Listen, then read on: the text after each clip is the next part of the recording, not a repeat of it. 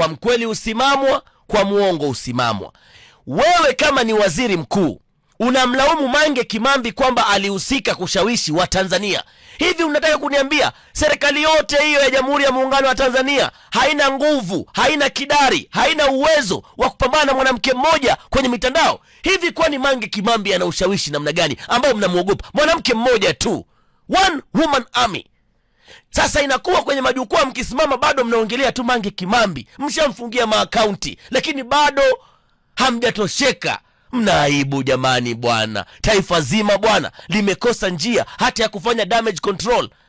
Nimeona mwingine anazungumza anasema kwamba ati ni kweli watu waliuawa, lakini tuangalie kiini, kwa nini watu waliuawa. Kiini ni kwamba aliyechochea Mange Sasa nauliza swali, kama nyinyi serikali nzima na asasi zote za usalama pamoja na vyombo vyote vya dola mumeshindwa kucounter anachosema Mange Kimambi, ni kumaanisha you are incompetent to the core.